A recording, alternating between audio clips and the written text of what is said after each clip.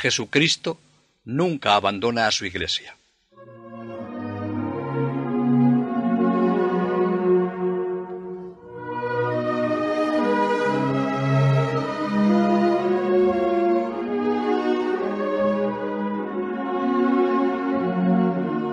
Pío X tuvo que sufrir mucho. Los años de su pontificado estuvieron llenos de contradicciones. Todas las naciones de Europa le presentaron difíciles problemas. Pero a pesar de todo, la sonrisa no desapareció de la cara del Papa, debido sin duda a una gracia particular que Dios le concedió. La ruptura con Francia supuso una de sus grandes amarguras. Desde el gobierno francés se lanzaban al pueblo estos mensajes en los periódicos. El clericalismo. He ahí nuestro enemigo. Pueblo, derecho, justicia y libertad. Libertad aun en el crimen. En junio de 1902, el poder quedó en manos de Combes, clérigo cuando joven y entonces anticlerical rabioso. Emprendió una campaña descarada que tenía por objeto presentar al Papa como un poder enemigo de los intereses de Francia. En 2 puntos concretó sus ataques: la supresión de las congregaciones religiosas y la remoción de religiosos de enseñanza. No se contentó Combes con el control de los religiosos, sino que buscó la expulsión de sus asociaciones. La expulsión de los religiosos conmovió a Francia entera. Pío X creyó llegada la hora de intervenir. Escribió una carta al presidente de la República, Monsieur Loubet, en diciembre de 1903. Todo fue inútil. La amenaza de ruptura se agravó cuando Combes empezó a revolver los artículos del concordato que regulaban la presentación y elección de los obispos. Cada vez eran mayores las dificultades que el gobierno ponía a la Iglesia. El 6 de diciembre de 1905, el Parlamento francés votó la ley de separación entre la Iglesia y el Estado. Podía pensarse que esto permitiría a la Iglesia desarrollar su vida en un régimen de derecho común con respecto a otras confesiones. Pero la separación de 1905 en Francia suponía la sumisión de los derechos de la Iglesia a la voluntad perversa de las sectas. Un régimen de excepción contra los católicos, despojándoles de sus bienes y desgajándolos de su centro. Pero una decisión gubernamental no podía secar de raíz la vida religiosa de Francia.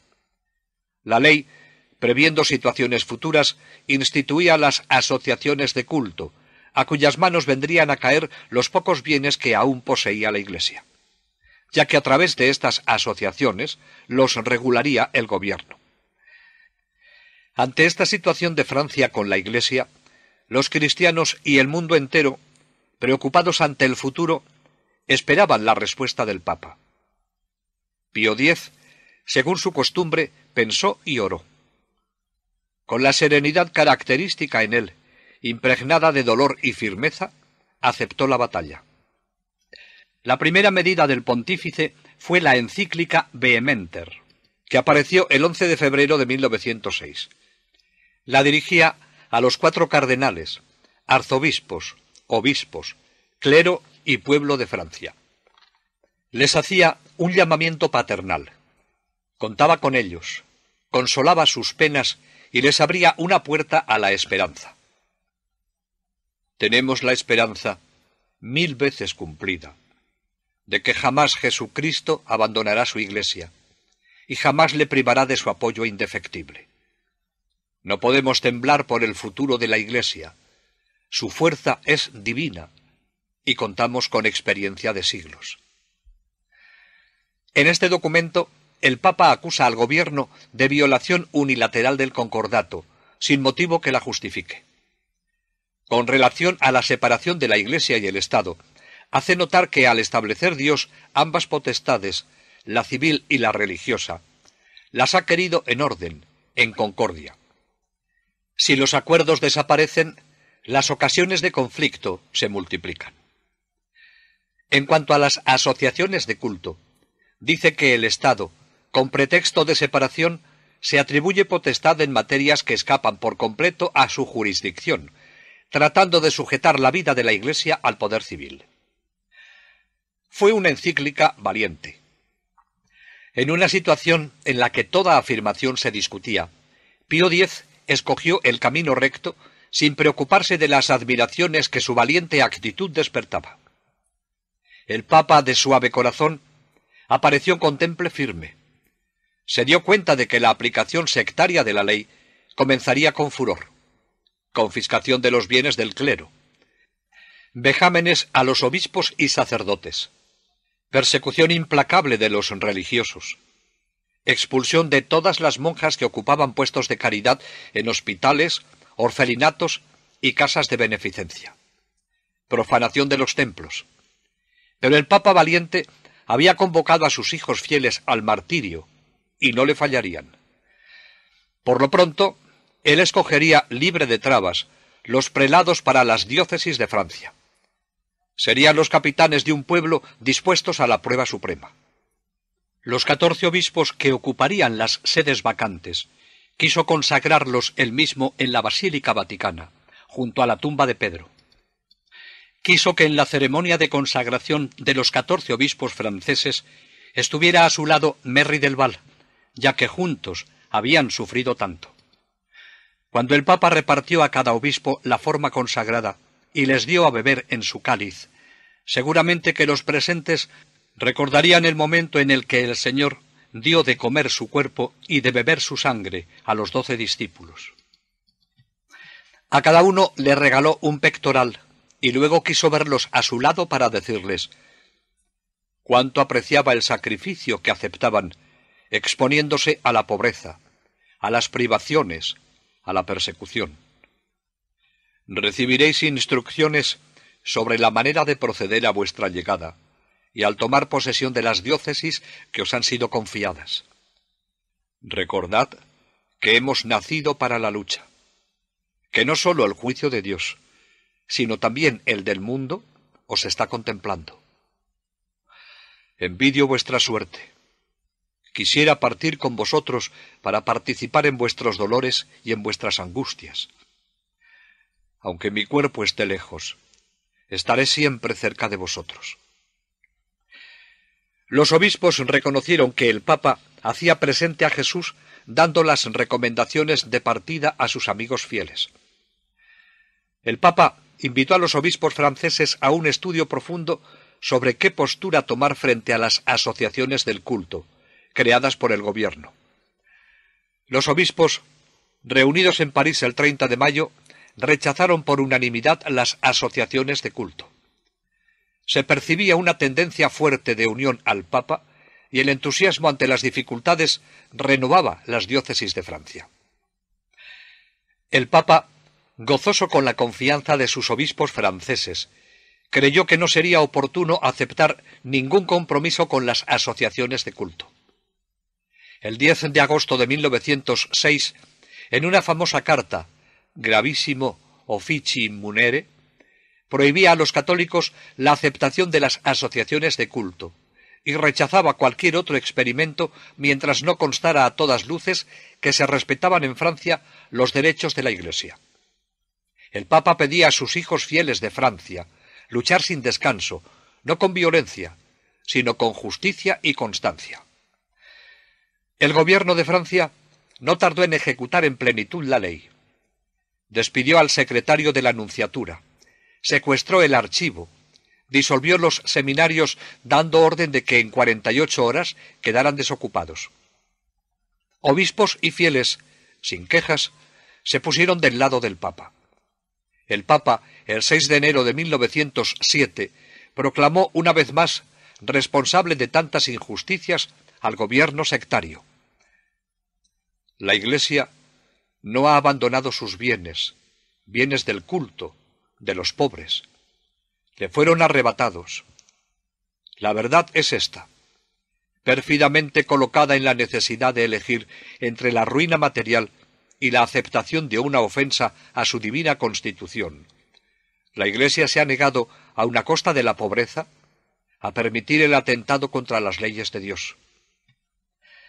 Le preguntaron un día al Papa, después de la ruptura con Francia, cómo el arzobispo de París podría ejercer su ministerio sin palacio, sin asignación, sin edificios religiosos. De todo se incautaba el gobierno. El Papa no dudó en contestar: dispuesto estoy, si es necesario, a enviar allí como arzobispo a un franciscano, que por su regla está obligado a vivir pobre, de limosna. Pero, santidad, tanto dinero, tantos bienes perdidos.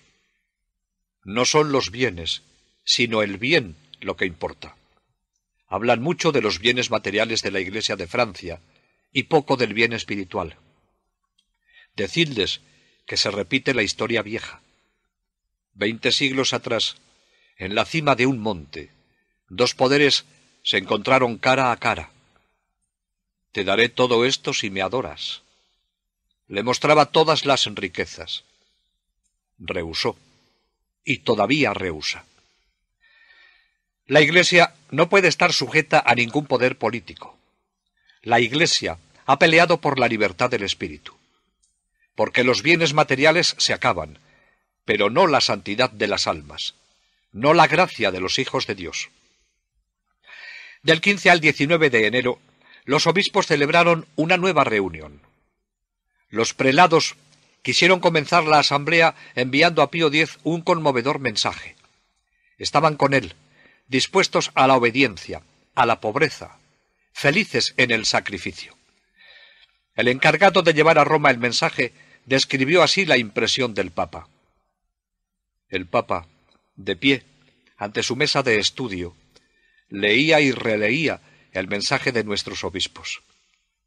A cada momento, dos simples palabras, siempre elocuentes en boca de un italiano, le caían de los labios. Bello, bellísimo. El oscuro mensajero de Francia, de la Francia cristiana, obediente, sintió también él a punto de llorar el honor, la emoción de encontrarse en semejante momento cercano a tal maestro y mensajero de tales servidores. De enero a marzo de 1907, el gobierno comenzó a claudicar. No tuvo la nobleza de dar un paso franco. Suavizaron algo la fuerza de la ley de 1905, pero algunas determinaciones no podían ser admitidas. No podían aceptar ni una moneda de quienes querían esclavizar a la Iglesia. Por eso, el 19 de noviembre de 1908, les decía a los obispos de Francia: en vuestro dolor, mirad solo a Jesucristo despojado de todo, desnudo y crucificado. Recordad que Él ha triunfado de la muerte. Vuestro triunfo no tardará. Seguidme en el dolor. Mi único pesar es no estar a vuestro lado para sufrir juntos y juntos combatir las batallas de Dios. El 29 de noviembre de 1911, como quien espera ya pronto la solución de un conflicto que tanto le hizo sufrir, decía: un día vendrá, y espero que no esté ya lejano, en el cual Francia, como Saulo en el camino de Damasco, caerá rodeada en luz celestial y escuchará una voz: ¿por qué me persigues? Levántate, limpia tus manchas, reaviva tus sentimientos, y vete otra vez, como hija primogénita de la Iglesia, a llevar mi nombre ante todos los pueblos y reyes de la tierra. Pío X sufrió más que nadie en aquel rosario de dolores. No dudó en llamarlo su gran amargura. Aquel hombre honrado de Riese se atuvo, manso y firme, a los principios. La historia le ha dado la razón. Jesús ya entonces se la dio. Este era Pío X, lleno de mansedumbre, pero firme para defender el depósito de la fe que Dios le había confiado.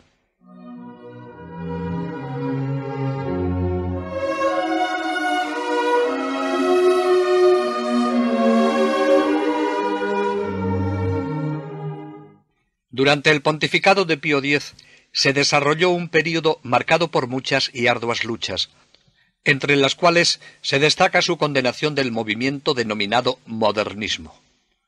Se le denominó como el compendio de todas las herejías.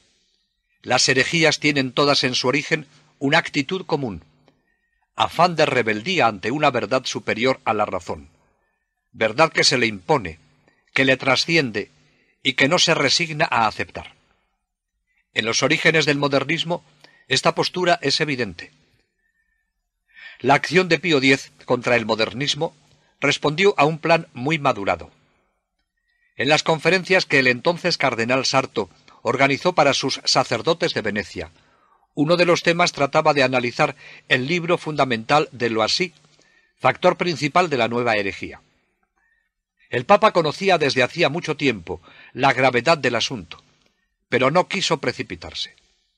Importaba que el remedio fuese eficaz, por tanto, debía disponerse bien. La postura que el modernismo llevaba consigo estaba planteando verdadera crisis en la conciencia católica.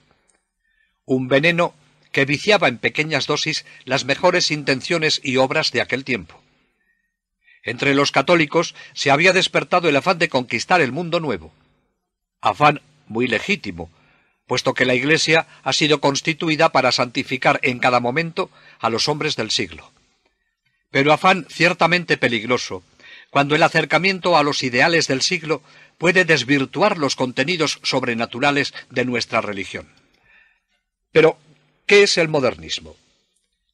A finales del siglo XIX, un grupo de estudiosos de los problemas religiosos, pero escasamente preparados por su total ignorancia de una sana filosofía, identificándose con una cultura que llevaba a la incredulidad, con una mente soberbia, se habían hecho la ilusión de renovar el cristianismo y de modernizar la Iglesia, porque ésta, según ellos, no respondía ya a la mentalidad ni a las exigencias de la vida moderna, al mismo tiempo que decían querer permanecer fieles a la Iglesia y a la fe de Cristo.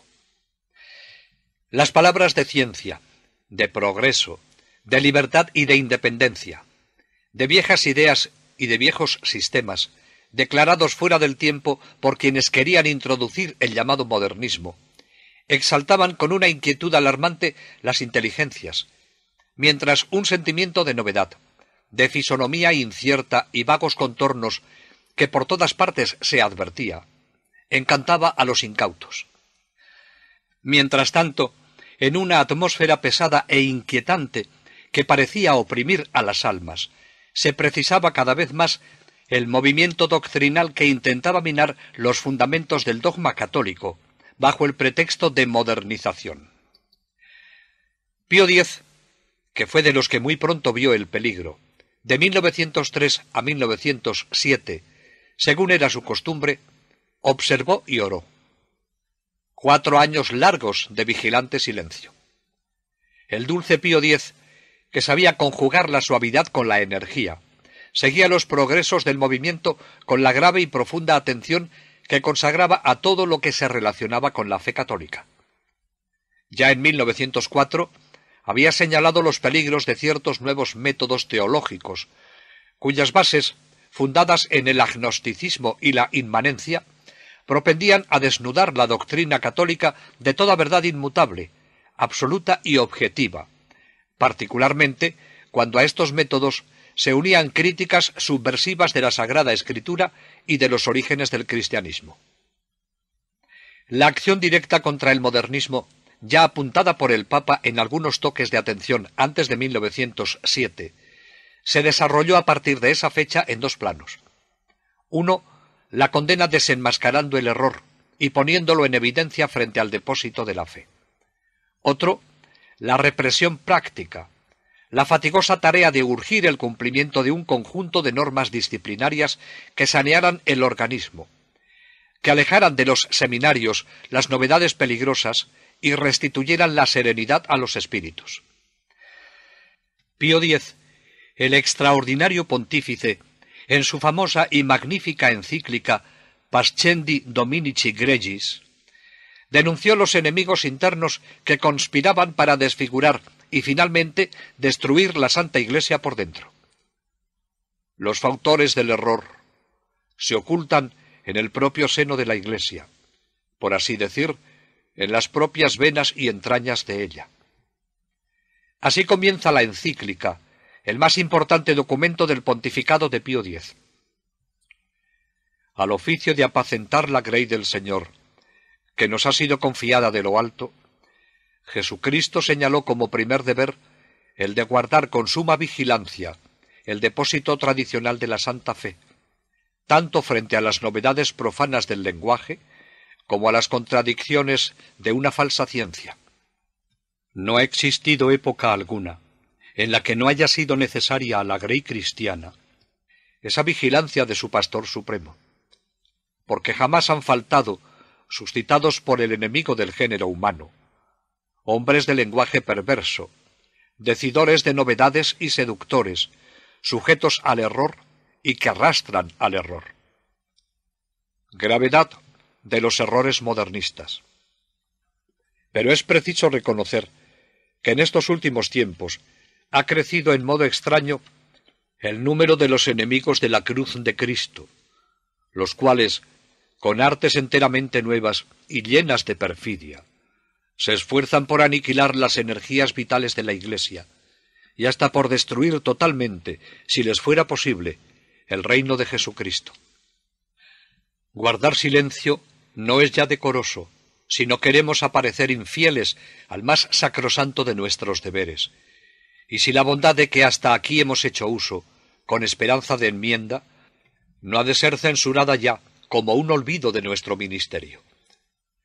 Lo que sobre todo nos exige que rompamos sin dilación el silencio es que hoy no es menester ya ir a buscar los fabricadores de errores entre los enemigos declarados. Se ocultan, y ello es objeto de grandísimo dolor y angustia, en el seno y gremio mismo de la Iglesia, siendo enemigos tanto más perjudiciales cuanto lo son menos declarados. Hablamos de un gran número de católicos seglares, y lo que es aún más deplorable, hasta de sacerdotes, los cuales, so pretexto de amor a la Iglesia, faltos en absoluto de conocimientos serios en filosofía y teología, e impregnados por lo contrario hasta la médula de los huesos, con venenosos errores bebidos en los escritos de los adversarios del catolicismo, se presentan con desprecio de toda modestia como restauradores de la Iglesia, y en apretada falange asaltan con audacia todo cuanto hay de más sagrado en la obra de Jesucristo, sin respetar ni aun la propia persona del Divino Redentor, que con sacrílega temeridad rebajan a la categoría de puro y simple hombre. Para tener un completo conocimiento del modernismo, debemos leer la encíclica. El Papa, después de condenar el modernismo como un resumen de todas las herejías, denunció en él un cúmulo de errores que incluían la separación del Cristo histórico del Cristo religioso, la anulación de la encarnación por negar la injerencia de lo divino en el dominio de la realidad, rebajar la fe al lugar del sentimiento, reducir la autoridad religiosa, convirtiéndola de institución apostólica en una función puramente presidencial, y sustituir la Biblia y las revelaciones, dando más valor a la revelación interna, subjetiva. Después de señalar la gravedad de la situación, la encíclica estudia el tema dividiéndolo en tres partes. En la primera parte expone el modernismo, que tiene el agnosticismo como base de su filosofía, y la inmanencia como su lado positivo, situando únicamente en el hombre la explicación de la religión, y elevando la conciencia subjetiva al mismo nivel de la revelación. Para los modernistas, ciencia y fe son dos cosas aparte, y la ciencia es superior a la fe. Y el dogma religioso no es solamente inadecuado, sino que debiera ser variable para poder adaptarlo a las necesidades de cada época. La fe para ellos no es otra cosa que esa emoción del subconsciente personal, que le hace sentir la emoción de lo divino. Así la fe, los dogmas, la sociedad religiosa, todo es en realidad un producto del deseo personal, de esa necesidad que uno percibe y que le obliga a apetecer lo divino. En consecuencia, hay que reformar los libros de teología, los seminarios y los planes de apostolado conforme a estas orientaciones. En la segunda parte, la encíclica rechaza como falso todo el sistema modernista, llamándolo compendio de todas las herejías. Según el modernismo, no se puede demostrar la existencia de Dios, que en realidad no existe. No es verdad la revelación. Carece de fundamento la Iglesia. Todo está sujeto a un gusto, a una exigencia íntima que puedo sentir o no, que puede durar o extinguirse. La fe, en la concepción modernista, se reduce simplemente a un sentimiento. El Papa responde en la encíclica: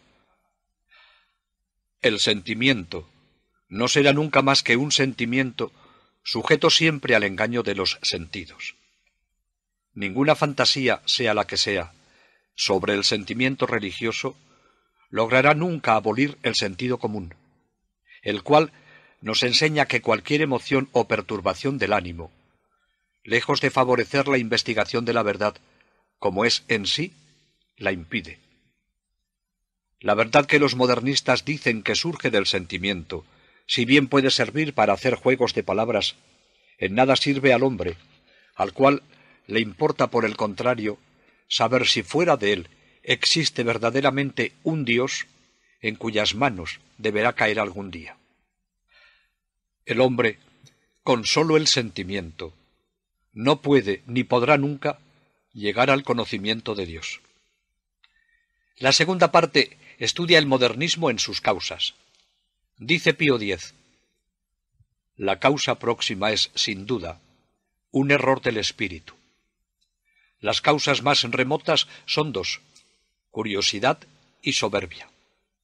La curiosidad, libre del prudente freno, se basta a sí misma para explicar cualquier error, pero la soberbia tiene aún mayor poder para inducir a error y cegar la inteligencia.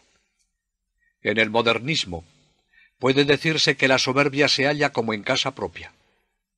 Por la soberbia, los modernistas se imaginan seres excepcionales y saturados de un orgullo que les lleva a considerarse como poseedores únicos de la sabiduría, reventando de presunción. Nosotros no somos como los demás hombres. Y con tal de no parecerse a los demás hombres, inventan las más absurdas novedades. Es la soberbia la que les lleva a crear un compromiso entre la libertad y la autoridad.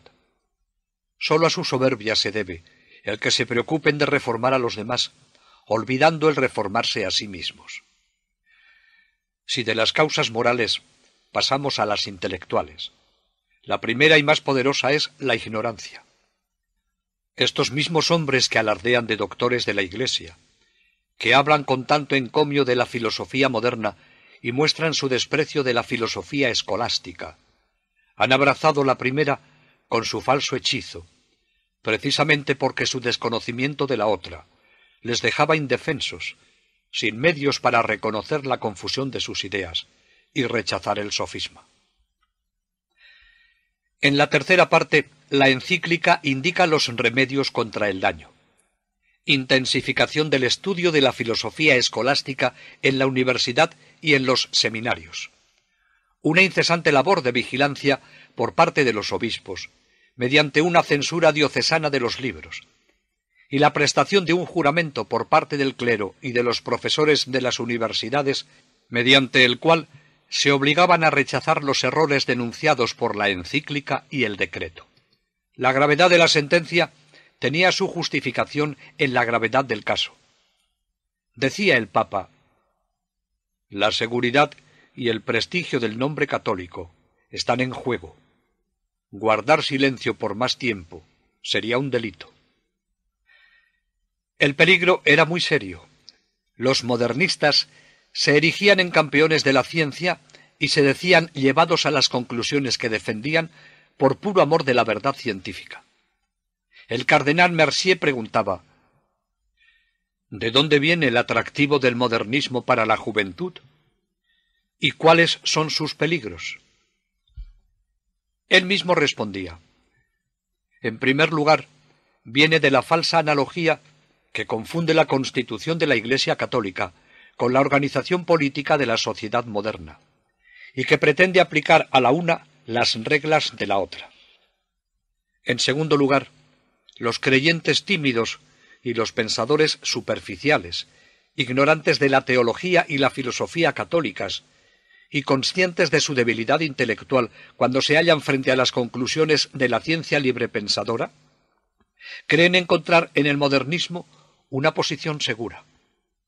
En tercer lugar, el no comprender que la unidad de la fe cristiana se salva únicamente en la Iglesia católica, y que la estabilidad de la Iglesia católica deriva exclusivamente de la cátedra de Pedro. Si esto dice el cardenal Mercier, Pío X en su encíclica habla más claramente todavía cuando dice: alocados y confundidos por este clamor de alabanzas y de injurias, porque cuando un modernista cae bajo la condenación de la Iglesia, los demás le tienen en veneración como si fuese un mártir de la verdad.